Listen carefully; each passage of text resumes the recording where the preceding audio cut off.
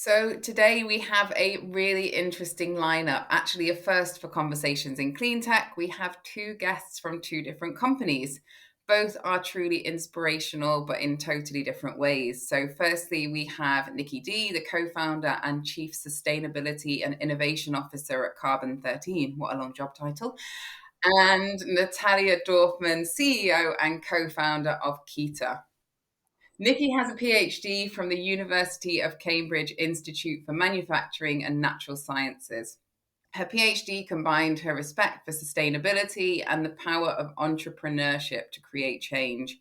And she's very much continued in this vein ever since. Her belief that entrepreneurs and innovators have a critical role in introducing creative solutions for some of the most pressing challenges has led her to her current venture, Carbon 13, a venture builder for the climate emergency. And Natalia's academic background is in environmental science. She then went on to have a very successful corporate career in totally different things, from a year in publishing, climbing the ladder in two major law firms, and then going full circle and working on climate risk insurance, heading up the global business development team for Clyde & Co.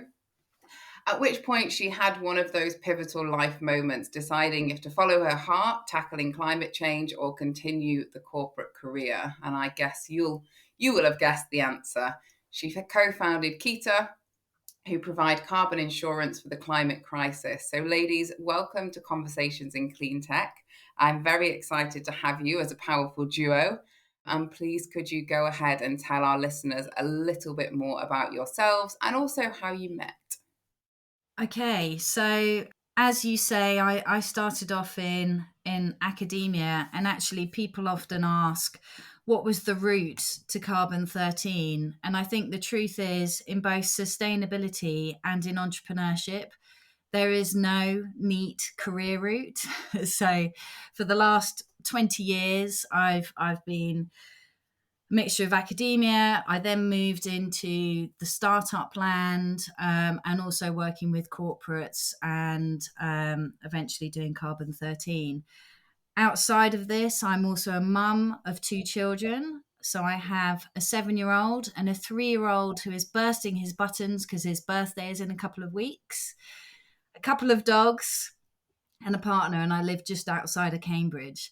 And one of my other passions, I would say, I think like many people in this space, is just the outdoor world. We love getting outside, love nature, totally obsessed with the sea. And that's been I suppose, one of the reasons why I've ended up where I am. But yeah, I met Natalia early on in Carbon 13. I remember when he came to the Bradfield Centre, I think it was, to see what on earth we were up to at a time where, you know, we were still figuring out exactly what we were doing, with the format of some of these events. But luckily we did enough to entice you to apply. Yep, definitely. I remember that as well. But yeah, my background, like you said, I majored in environmental science at university. I guess similar to Nikki. I, like any parent loves to hear, I did that because I wanted to go hiking, and I thought maybe if I major in environmental science, I can go hiking a lot. And I couldn't. Obviously, I was just in the lab the whole time. Um, and I loved studying that, but I quite quickly realized I was not meant to be a scientist. I'm not overly academic. I was never going to go and get a PhD. And I decided, like you said, I love reading, I love writing, I love editing. And so I just tried to go into publishing. I did a monthly magazine, and it was just too formulaic for me. And so I ended up falling into this career of doing business development and strategy for large global law firms, which is not what everyone grows up wanting to be, but it's very interesting. It's constantly different, lots of autonomy, always learning about new types of law, new industries, and working with really smart people. And so I loved it. And I did that for 15 years. But then I guess like both of you, at some point, I suppose I used to think that what I believed in my personal life, I always cared about climate change, didn't necessarily need to be what I did in my professional life. Like I wanted my job to be interesting and enjoyable, but it didn't need to it needed to satisfy my intellectual curiosity, but not my kind of morals. or not even morals, but the sort of belief in what didn't need to believe in what I did was making a difference. And then again, I have two kids as well. I have a 4-year-old and a 7-year-old, so very similar to Nikki. And I think it was part of becoming a mom and realizing I love working, but if I am going to be leaving my kids to go to work, actually, it does need to matter. And that coupled with working at Clyde and Co. and working with the climate risk practice there, I thought, it becomes a point when you can either kind of stick your head in the sand and hope someone else is going to fix it, or you go on with your life, or you can think, actually, no, it's time for me to try and do something about it. And so that's how I ended up applying to Carbon 13. And I think I would be an unlikely entrepreneur. Both my parents had their own businesses, but small businesses. They basically worked for themselves. And I thought I would do that at some point. I like autonomy, but I never thought I would be a startup founder. It was really just Carbon 13 was really, really helpful in providing a framework that created a sort of safety to leave a comfortable career and try something new. And yeah, meeting Nikki and the whole team there was really, really important to me getting into where we are now with Kita. Amazing. And you queued up my next question perfectly. I could just leave you to it. So, Nikki, my next question is Carbon 13. Some of our listeners will have heard of it, some of them won't. And I think it's important that a lot of people out there know what you are, what you do, what you stand for. So, Natalia briefly touched on the framework, but can you give us the 101? What is Carbon 13? So Carbon 13 is a venture builder for the climate emergency, and the venture builder part of it is really critical. So at the beginning of a program, we will bring together 80 to 100 people, and some of those people will have ideas, some of them don't. We have a mixture of commercial and technical people. We have a lot of fun interviewing people because we now get huge number of applications, and actually did since day one. And our goal is then to help those people go through a process of teaming. And at the end of 6 weeks, the teams that have coalesced around a little bit of an idea go through and really start working from a venture perspective. And at the end of that 3 months, they get to pitch for some pre-seed investment. And out of those teams, so usually around 25, 12 to 14 of them will have access to that pre-seed investment and go through to a more traditional accelerator program. So some of the pain points are even seasoned entrepreneurs who then want to do a new business. They come to us because it's just really hard finding a co-founder. You will have many conversations and people go, oh yeah, that's nice. So there's something quite interesting about bringing a group of people together and that wonderfully luxurious moment of recognizing that everyone in the room has a similar sense of purpose, mixture of experiences and insights, I'm going to say, but also that willingness to commit to doing something. And that's really important. So that is definitely one of the things that we hear a lot from people. And I'd be curious to hear from Natalia on that. That's one of the barriers that we're overcoming in this space. And then, of course, some of the things that are specific to climate tech. So one of them is the climate tech community. The other part of it is really thinking through carbon, so greenhouse gas emissions, and how you evaluate that, use that as part of your ideation, but also understand how to communicate that and engage stakeholders.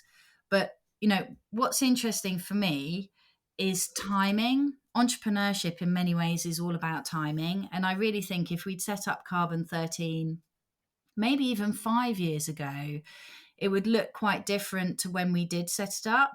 So we originally met and discussed this idea in 2019. And that we're now at the point where we've made 44 pre-seed investments and we're opening in Berlin. There's a huge amount of momentum. I've been in this space, stubbornly in this space, wanting things to happen for a really long time. And I've never known momentum like it. And it's brilliant that we've now got amazing talent, but also all the other stakeholders coalescing around this and pushing things in the right direction. Fantastic. And I think, you touched on something there, but it is timing, and it's not just timing in terms of the external and the world we're in and where that's at, but it's timing for you as well. I think, the conversations I have with founders, very often there's that moment in time when you realize you really want to make a difference, and yours was kind of building to it. But what was the moment that you thought, right, Carbon 13, this is the idea, this is what we're going to do? Well, okay, do you want the honest answer? Always. So I think before child number 2, some of the stuff that I was doing, I had a bit of a portfolio existence. I was working on a big corporate program with startups. I was doing some executive education with the university, and some of it started to feel a bit easy. Now, I don't know why easy is a bad thing. I actually think that's insane. Easy is great. But anyway, I started thinking that maybe I wanted to do something a bit different, a bit new. So switch your mindset into explore mode. And after child number 2, I had a few different conversations with people actually. And Carbon 13, I met Frank initially, and then Chris, and then Andre. And now we've got a different co-founding team. But I understood the model. I know it well. My appetite was to do it the right way. It's very easy to build ventures in quite a sloppy way, in a tick the box kind of way. And there's a lack of diversity in this space. And I really wanted to try and do some things a little bit different. So that was a big motivation for me. But I also knew that the model was really unlikely to work because it's capital intensive. You've got that investment up front for the potential of a longer term return. And so it was very much contingent on getting what I'm going to describe as some very lucky funding up front, which allowed us to start and really get that ball rolling. But yeah, I was initially skeptical. 2 young children. But then as an entrepreneur, when you feel the momentum, you chase it down. So time in my life, not ideal to be going and working in a startup, but the momentum is there. So here we are. Fantastic. And yeah, that we'll touch back on that later in the conversation about the craziness of balancing life as a parent and a co-founder, which actually we should have started recording 10 minutes before we did, and everyone would have heard the reality. But my last question to you is, you've touched on the why and the starting, but what successes have you realized thus far with Carbon 13? Well, Natalia, right here, I think is, but that is the story, isn't it? It's meeting an individual, and I remember talking to Natalia, and actually even at the beginning of the program, Natalia, you were bouncing around ideas, meeting different people, and various different conversations, and then at some point it all came together, or at least, I know it sounds simple. It all comes together, and the rest is history. So let's move over to you. But yeah, for us, the success is we are now on cohort 4. As I said, we've just done the pre-seed investments with them. We've got Berlin opening. We are interviewing for cohort 5, and every time we have far too many people applying, and we have some brilliant ventures coming out. But in truth, people ask me this question, and I find it hard to answer, because our real success is going to be judged in years to come, and that will be done on, have we actually mitigated greenhouse gas emissions? I mean, that's really our bottom line, and we won't know that until a few years hence. Amazing. I'm passing to Natalia. It would be great to hear that story from the other side of someone that was in a corporate doing very well. And I would like to sort of understand, how did you hear about Carbon 13, and what gave you the kick to go and find out more and to meet Nicky? Yeah, of course. And I also actually remember very well my first meeting with Nicky. But I suppose a lot of what Nicky said is actually the same for me.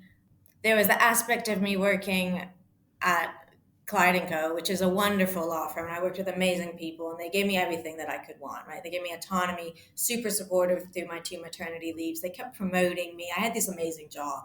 I did realize on the climate change side, like we've already said, climate change there was part of my job.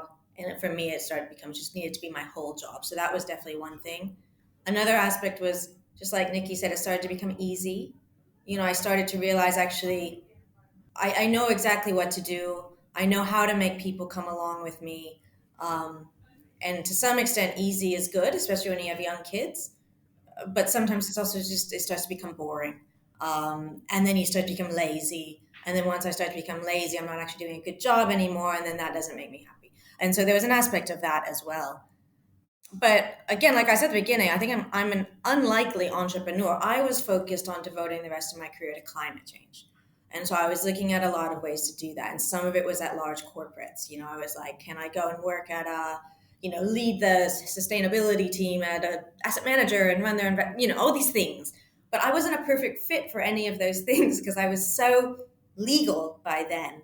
And I knew I could pivot, but it's very hard to convince someone else to pivot. Unfortunately, quite early into me looking for a new job, Carbon 13 came up on my LinkedIn profile. It was one of those little things came up my feed, and it says, do you want to start a climate tech company? And I was like, sure. And so I applied, and I will say I actually did not give the application that much thought because I thought it was so unlikely I would get accepted into this. I just sort of came up my feed. I just sort of like typed out responses and just sent it off. And I thought, very unlikely. And then when I got the first interviews with them, then I started to give it some serious thought. And I remember thinking then, and I was talking to my husband, and I was like, if I actually get into this thing, I have to give it a go. It's that kind of, possibly, like you said, again, Nicky, timing, where to some extent the timing of my life wasn't perfect. So that was a year and a half ago. So my daughters were 3 and 6. I was sort of like, it'd be nicer if both of them were in school. They were both a bit older, ideally. But then likewise, I had a nice career. I had some disposable income. And so I had some safety, I had some financial safety to take a punt. And I knew that if I needed to get another job, I could always go and get another job. I built up this resume. I was very employable within the legal sector. So there was a safety there, and thus it made it a good timing to take a risk. And then I had the first conversations with Chris Coleridge and then Nicky. And I do remember following up from my conversation with Nicky on the diversity front. Because, in the call, it was like, you're pitching yourself, right? And then she said at the end, do you have any questions? And I'm sure I had some pre-formulated questions that, I prepped. But then after the call, I thought, I actually do have a serious question. And that question is, am I going to be the only, late 30s woman with young kids in this program? Because if the whole point is that I'm supposed to go out and find a co-founder with whom I can build a business, I do not want to be this like fish out of water in a sea of 22-year-old men, which was my stereotype of who goes into these kinds of programs. And so I remember thinking, should I ask that? Because if I ask that, is that almost like indicating a sign of weakness? But then I thought I have to ask it, because what's the point of me going into this program if actually it's not the right fit? It's just not a good use of my time or theirs. And so I asked Nicky, and I remember she came back and said, no, it's, very much exactly who we're looking for. We want a wide range of people because we're not going to fight climate change from looking at this really siloed point of view. And that was very, very encouraging. And then I said the other very encouraging thing was actually in the program. It was very true. There were people from all over the place, all different walks of life, ages, backgrounds. And I think that was one of the great things that Carbon 13 was able to bring together for me was, I don't know how I would have started a company if I'd had to go out and find a co-founder by myself. I just wouldn't have become, because I wasn't so like, I need to become an entrepreneur and start a startup. I don't know what I would have done, because my other people I've worked with in the past, I could have done a startup with them, but they weren't at the stage of their life where they wanted to. So it was bringing together this pool of people who wanted to start a company right now. They wanted to focus only on climate change, and they'd been pre-vetted for me. It gave an acceleration to something that otherwise could have taken years. Although I will say, Nicky, I always thought it'd be a really good reality TV show, because the first 6 weeks of Carbon 13 are like a combination of like I don't know, like some kind of Love Island, like The Apprentice type situation where you need to Don't get in say the The team. Apprentice, not The Apprentice. Love Island I buy, but not The Apprentice, Because please. you get eliminated, right? If you don't get into a team, you don't get. It's not like you're fired, but you need to get into a team, and there's so many people you could team up with, and that was very very hard. Kind of figuring out who should I team up with. I remember walking around the courtyard with you because we had that in one of the colleges, didn't we? Yes. Um, yeah, and you were sort of toying with different people and different ideas, So but weird. yeah. The whole thing, it was like so weird. And I'll say my co-founders that I teamed up with and who are amazing. One of the key things actually was they also have kids. I thought we understand each other. We understand our lives. Sometimes we come in late, we leave early, we have parent teachers, we need to be home for dinner. We get it, and that was a huge reason when I first met them that I thought actually this could work, and it is a huge reason why it has worked. And Tom and Paul, I mean, we should mention them, shouldn't we? But they're lovely and also brilliant. Yeah, they're amazing. I think I get a lot of the like PR of Kita because it's my job to do this, but by no, it's 100% all of us. It's always been all of us, and everything is all of us. And so yeah, it's all about building a team. I don't know how people are solo founders. I think that would be incredibly difficult. And that's a question actually I had, and I think something people always wonder how it works.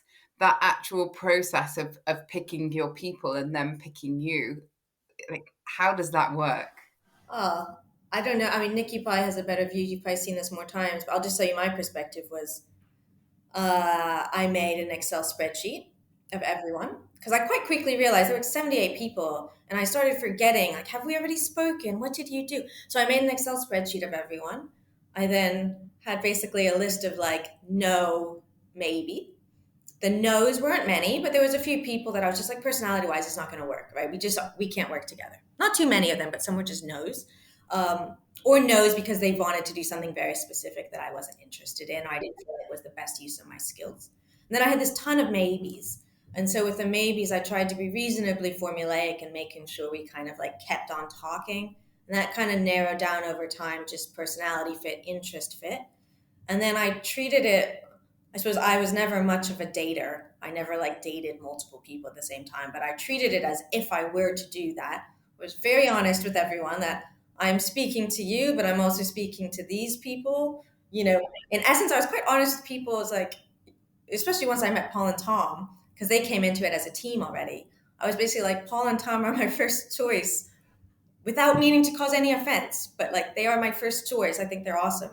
But they might say no to me, and thus, and I don't know. It was incredibly awkward. So I guess I just went on the side of honesty because I felt like the worst case is that someone is believing that they're going to be teamed up with you, and then you say no to them in the last hour, and they're left without anything. And I didn't want to be in that situation or put anyone in that situation. So I went with high levels of honesty throughout, but I would say it was very, very hard and very awkward. I don't know, Nikki, if you have, I don't know. It was a very, very out of my comfort zone situation. Yeah, and I think particularly with the COVID backdrop, we've seen. So in cohort 1, we took the difficult decision that we had to start online because we just had to get this thing going. But we know that there are two things that are really difficult to do virtually. One of them is teaming, the other one is ideation. But we really got to test that sort of process. And as soon as people could go for walks together, they did. Cohort 2 was a different feel because I think people were just so excited to see people in person again. There's this different, energy in the room, and people like jumping into teams on day one, and then sort of going, oh no, not that one, another one, and then if I look at cohort 4, just skipping into cohort 4, people returning a bit more to normal and being quite cautious up front, not wanting to announce the team. And it is, there's all sorts of emotions that go on during the process. It's a bit like being picked for a team at school, and you're like, pick me, or I don't want to be the one that sounds too eager, but please don't let me be the last one. There's also, it's a very emotional process, and it's hard, and you get some people who are less comfortable. So what we do is it's really interesting. We do get feedback, and we literally don't please all the people all the time, very deliberately, because some people feel more comfortable doing one-to-ones. Other people feel more comfortable in a group situation and having a group discussion. We also try and seed some different conversations. So we do things like the Gallup Strengths Finder, and you can see that if someone's a visionary, let's say, talking to someone who's very detail oriented, we try and provide that bit of intelligence as to, if you're talking at cross purposes, this is why, or if you're finding this person a bit tricky. We know that the easiest people, you get that affinity bias, don't you? So people very often seek out people like themselves. Tech people want to go with tech people, commercial people want to go with commercial people. So we put in quite a lot of time and energy trying to discourage that, which then does push people out of their comfort zone. So yeah, I would say phase one of the program, all of the program has different types of intensity, but there is an intensity to phase one that is also deeply personal to people, because you do have all of these individuals rather than these teams. And all I can say is we've had skepticism from various people, and still one of the questions that crops up is, how do you do this? All I can say is that it does work, and Natalia is the proof of that. I would say just to point that I think phase one for me, and I think actually to speak for Paul and Tom, for them as well, but we'd all worked already for years. Phases 2 and 3 were more my comfort zone, right? It was how do I develop an idea, pitch an idea, start to sell an idea, start to form the structures to build. That all I sort of felt like I knew what I was doing. Phase 1 was something I'd never done before. And I think I am a very confident person, for better or for worse. I don't tend to doubt myself very much, but it was probably over the last 10 years the time I doubted myself the most, other than maybe like early stages of maternity leave when I was like, what? How do you change a diaper? Because I was like, why would anyone pick me as their CEO or their commercial person when there's people who've started and sold, like, serial entrepreneurs. There's people who are like climate change experts. I was sort of like, I know a little bit about a lot, and I've led business development at a law firm. And so there were aspects of that I think were challenging in a way that I do not normally think. I'm normally like, not that sounding like an ass. I mean, I'm like, yeah, I'm pretty awesome. I'm a very confident person, but it made me question that, which was hard. And so it was very good also to have people who I would say you knew you weren't going to team up with for a variety of reasons. I just knew we wouldn't work well together, but who likewise were very, very supportive of each other. Being able to say, listen, you're doubting yourself too much. Like, they are a great team for you. They are a great fit, and you bring this and this and this, and you should see that. So I think I was able to do that for people, and I think people were able to do that for me, which was a very positive community-based outcome of Carbon 13 beyond just the individual teams that form. Yeah, and I think that model itself, you've got a stringent interview process, so you therefore bring a whole bunch of amazing people in the room, and you're all there for your own reason. But when you hear everyone else's story, the natural thing is to think, oh my God, I'm not as great. Oh my God, I'm not like that person. Oh my God, did you hear what she did? Yeah, exactly. But that's great. And that's why the program's amazing, because it gives you the support to get you there. And I'm sure, Nicky, you see it over and over again where people doubt themselves at the start because you just get that imposter syndrome, because you do bring together an amazing collective of people. It's very powerful. Yeah, and to be honest, I think a bit of imposter syndrome is probably the hallmarks of a decent human. But just coming back to something you said earlier, Natalia, the entrepreneurship space is played with an image usually of an American white male, which is something I've had to fight against for over 20 years, really. And we really do need diverse voices, particularly with some of these serious challenges like climate change. So, Natalia, I mean, you did have an idea of what you wanted to do, and that slightly generalist. I mean, I don't think it was, but you've got the in-depth view of the industry, but also that business lens. I think is really powerful. But I think most people in the room in phase one go through the highs and lows and experiencing, gosh, should I be here? In what role should I be here? What is a good team? What does that look like? What does it feel like to me? And interestingly, from the outside, we can see progress when a team comes together well. They make progress. When there are problems, you can feel it on the outside, and I'm sure it's 10 times worse on the inside. But things just stall. They stop working. People start second guessing themselves, second guessing each other.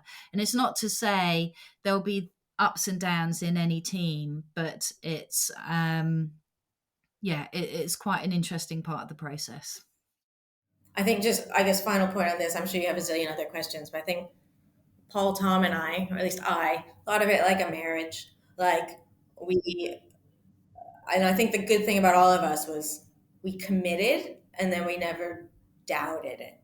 So we decided we're doing this, and I never felt in any way like either of them wavered. And they'd known each other already for like 3 years. So the first 2 weeks, I was a bit like, gosh, they could just dump me. And then I realized, no, we've all committed to this. We all believe in this, and this is what we're doing. And I think that's been a powerful thing with us. So it's not that we always get along. We challenge each other, we disagree, we'll get annoyed with each other. But just like a marriage, you're like, no, we got married. We might not always like each other, right? We'll get in a fight, but like we believe in what we're building together, and so we're doing it. And I think that has always been a powerful thing with us, that we've never doubted that.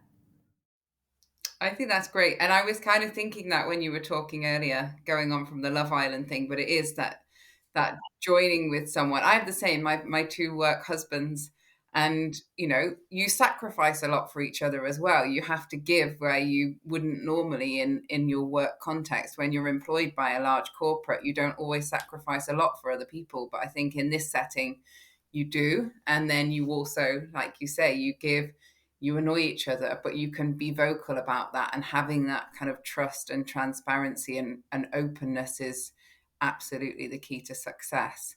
And actually, I just realized we've got to 33 minutes without talking about what Kita is. So when we release the episode, that does come out with it in the brief. But please, Natalia, tell us. I think actually, but from the start would be amazing. So what the gap you saw in the market was, and then how you've built this amazing business around that gap. Yeah, of course. But let me just start actually both with that last statement and then what I think an earlier question with Kita is the success of Carbon 13. Because I think I'll echo what Nicky said there, and what I always think is that we've been a very, very successful startup. I'll tell you what we do in a second, but we've been a very successful startup, but we're not yet a successful company. And Paul, Tom, and I never set out to create a successful startup. Right? We want a successful company that can actually, in a long-term sustainable way, be consistently fighting climate change. And so I tend to think about, keeping our heads on straight and thinking what we did last year doesn't actually matter. It's all about what we do next. And so it's always around actually how are we achieving our goals, and focusing on that key point of how are we capturing, gigatons of carbon. But how we do that at Kita is an insurance company. And so and the goal of Kita is to de-risk carbon removal solutions that are out there capturing carbon and storing it away. Our aim is to de-risk those companies and those solutions to enable more upfront financing so they can scale.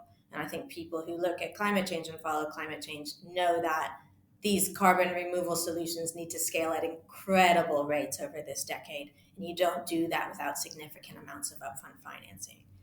And how we got there is, like anything, I guess, a lot of iteration.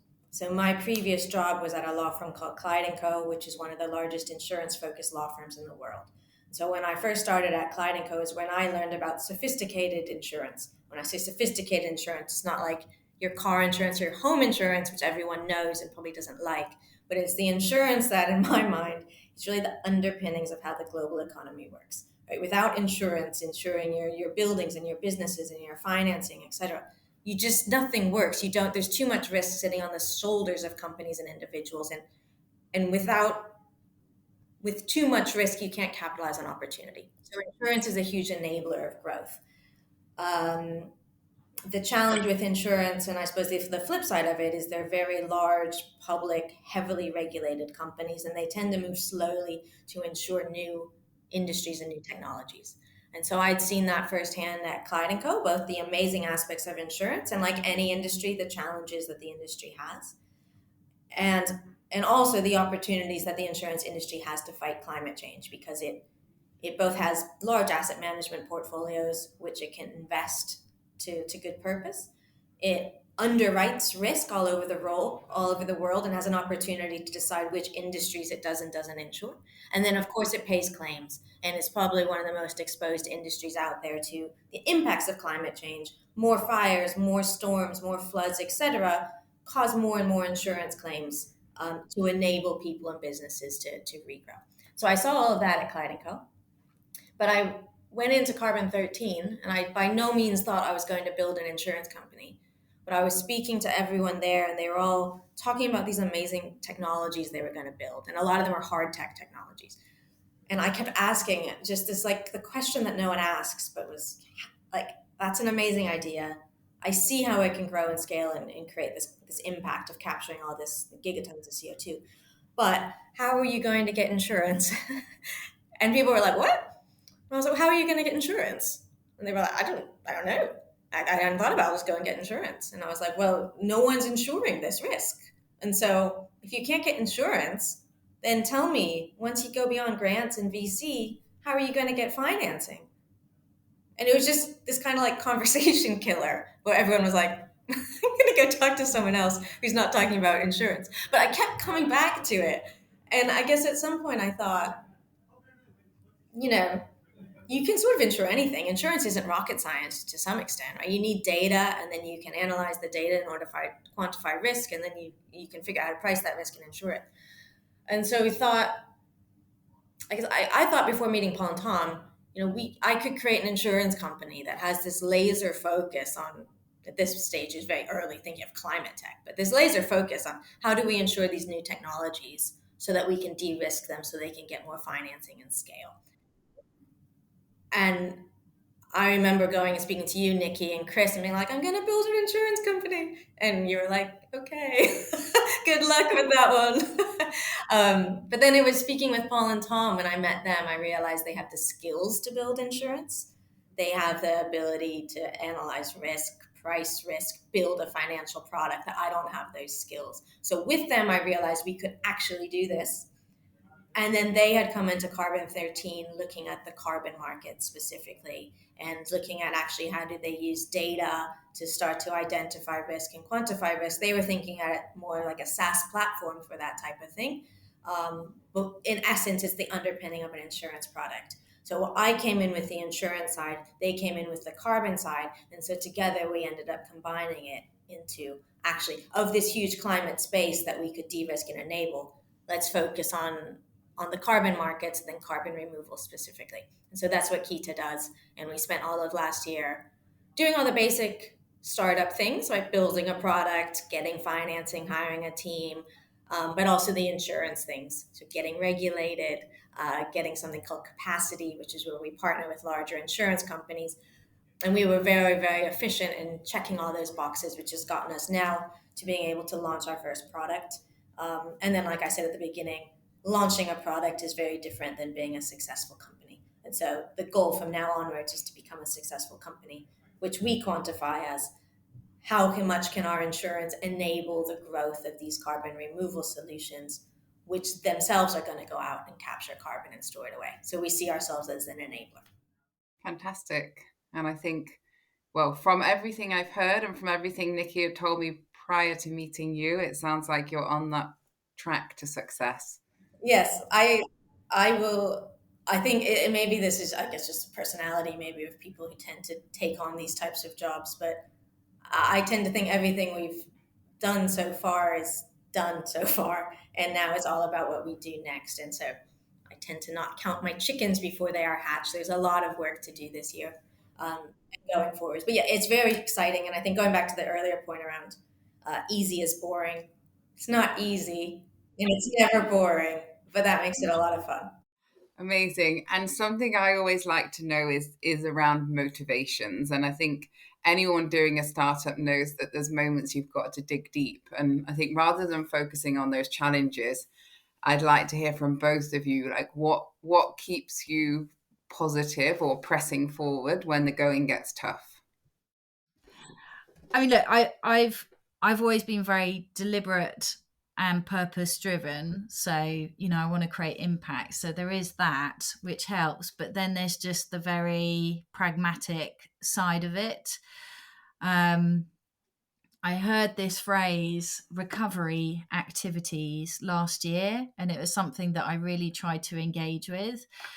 And there are some obvious ones, but then, going through it, even just reading a story with my child or taking them for a swim. I love water, so that for me just helps me to switch off. One of my big things is I love hitting things, so I play I play squash. But I also, I had a hockey reunion a few weeks ago, and that is it's deeply important for me to be able to hit things. So so a combination of those two things. One of them, doing something that I believe will create impact, but the other one is just trying to recover a bit in between. And yeah, I guess for me, again, doing something I believe in is the core of it. But then I think beyond that and over my career, it's been doing something that I find interesting and intellectually stimulating, and where I don't necessarily, I suppose, feel like I know what I'm doing. I guess that maybe doesn't instill confidence into the heart of people, but I like it to be a challenge, is what I mean. I don't like it to feel like a formulaic, I do the same thing every day. So the intellectual kind of curiosity and the ongoing challenge I find just fun. Um, and then I guess I am very, very disciplined, and I have over the years realized what does and doesn't work for me. And again, thinking about this as like that classic, sort of maybe silly thing, but it's a marathon, not a sprint. So how do I structure my life to be able to keep doing it, not just work, but keep my family too? And so I basically do the same hours every day. I wake up very early, but I'm a morning person, but I do some work. I then play with my kids, drop off, etc. Work in the middle of the day, pick up dinner, bed, etc. Work a bit. I always start working by 8:30. If I work past 8:30, I can't sleep. But I always work out, 5 days a week, 30 minutes a day, because I always find you can find 30 minutes, but I can't find an hour. But I guess I'm very, very disciplined.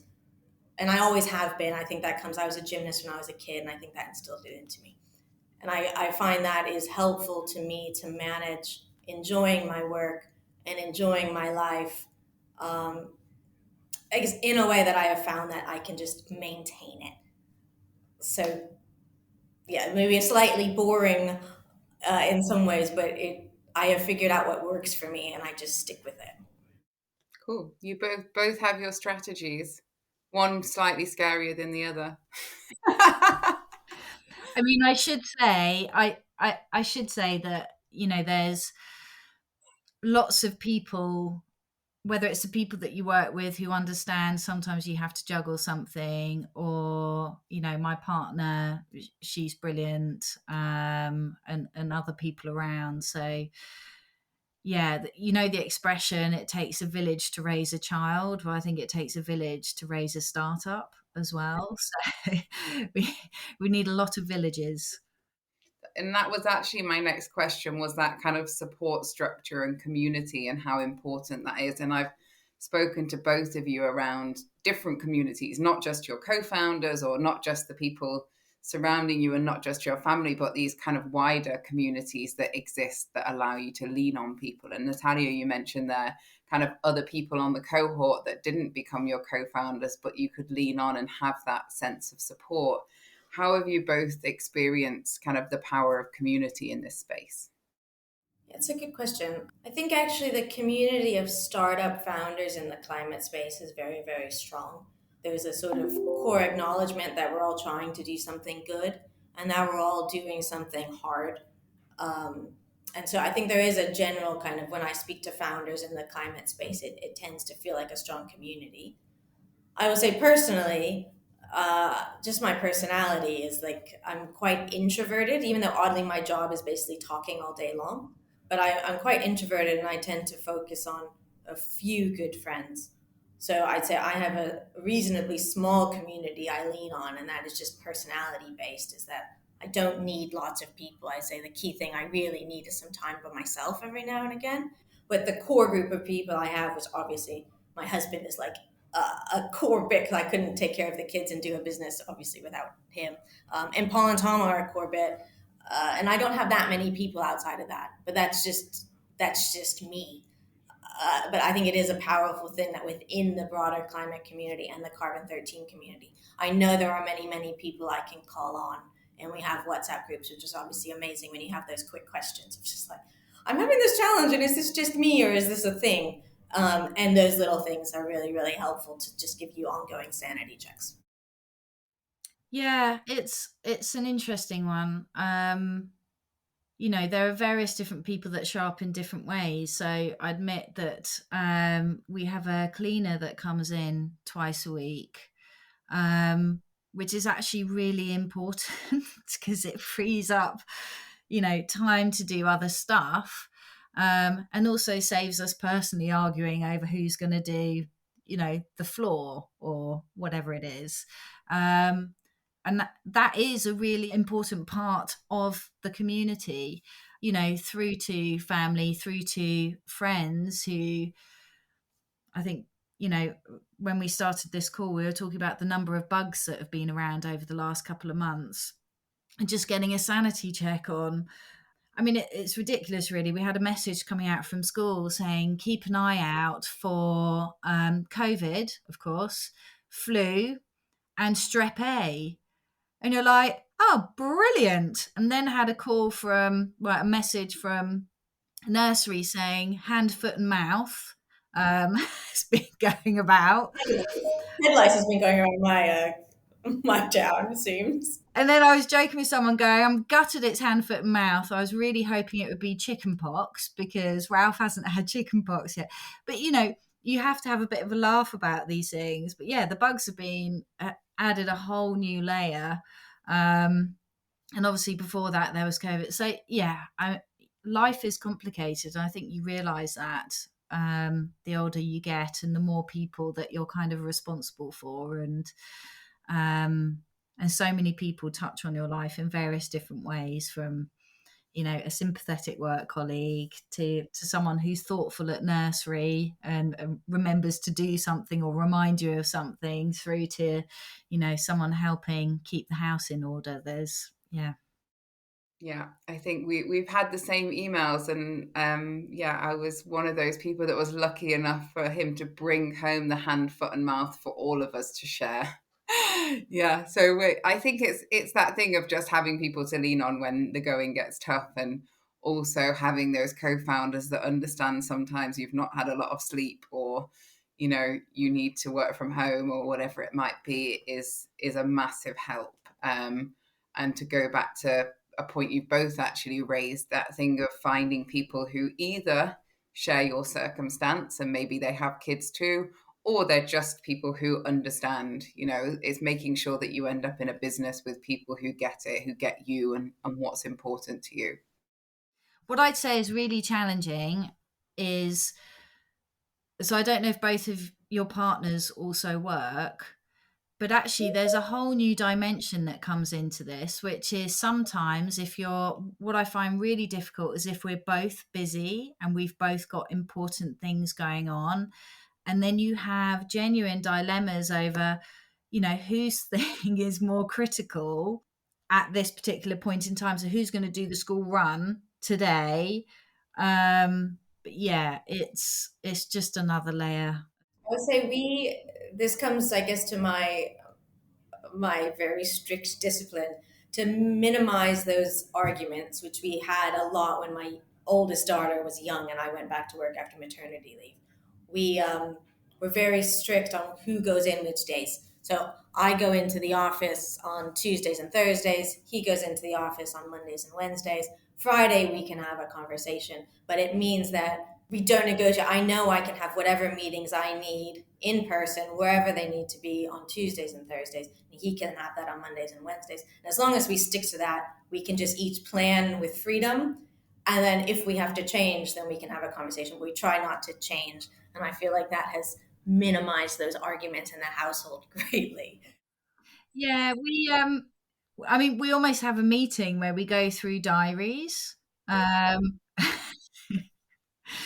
But yeah, it's tricky, isn't it?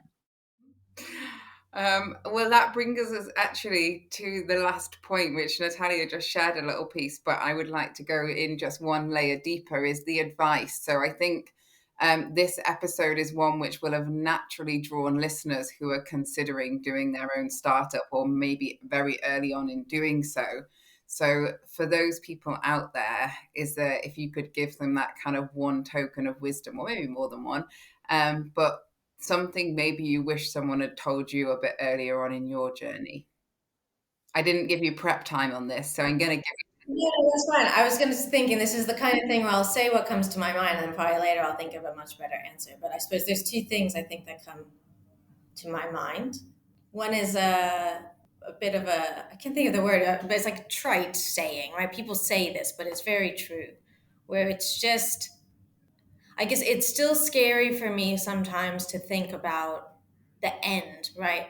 I could be the CEO of an like insurance company where I'm still like, oh my God, like that's a big thing. But then you think about what are you just doing today? So the scariest thing is usually the start, right? For me, the hardest thing of all of it really was just leaving my nice job and saying, going to start a business. Once I decided that, and once I met Paul and Tom, we already talked about the first 6 weeks of the program, but then it was sort of every next step, I sort of knew how to do it. And so I think it's looking at it in that kind of piecemeal chunk of you have the vision of what you're doing, and then you have I need to achieve, this by this point and this by this point. So you should have your roadmap. But then today, this week, this month, it's like, I know how to do this stuff, right? I need to put a pitch deck together. I know how to put a pitch deck together. I need to contact some VCs and figure out how do I access them. I know how to do that. I need to do a presentation. I need to write a report for the regulator. Like, even if it's something I've never done before, I've never done a submission to a regulator before to have an insurance company regulated. But I've written a zillion submissions for things. So it's sort of looking at actually not getting scared by the big picture and starting to look through the day-to-day actions you need to take to get to the big picture, I think makes it a much more achievable thing. And so I guess the jump is the scariest thing. And once you do it, then you can do it, I think. So if you're debating it, take the jump, because what's the worst that happens is you start a company and it fails. And that is not the end of the world. You can almost certainly go out and get another job or figure it out. But I guess that's the fear, right? Is that you put yourself out there and you fail. And I think once you recognize that that's not the end of the world, it makes taking that leap a lot easier. I guess those are my two. Yeah. So I think a big thing is it really helps to work in a team. I mean, obviously, that's one of the ideas that underpins Carbon 13. You can see that in successful businesses, very often are started by a team of people. Sometimes it's not the same team day one as it ends up being in the early parts of the journey, but it's finding those people who you can work well with. And it also means, a bit like sport, I would say, in a team, if you're having an off day, or you're having a day where, it's just not your greatest day, there are other people who you can talk to, but who can also support in that. And maybe your off day is a really good day for them. So, it's not just about the amount of work to get done. And the other thing I would say is, there are a lot of tales about what it takes to be an entrepreneur, and people get very hung up on, do I have the right expertise? Am I exceptional? Am I good enough? And what I would say is, ignore all of that. If you are good at getting stuff done, because there's a lot of stuff that just needs doing, then maybe this is the right thing for you. So don't overthink it. Amazing. Well, that's a lovely end. And thank you, both of you, so much for your time, but also for what you've been doing for the spaces that you work within and the community outside of that, and also just for being so giving with your stories. So thank you for joining us on Conversations in Cleantech, and we'll be watching what comes next with bated breath. Thank you very much. Nice to spend some time with Natalia as well. Yeah, Nicky. Brilliant. Thank you.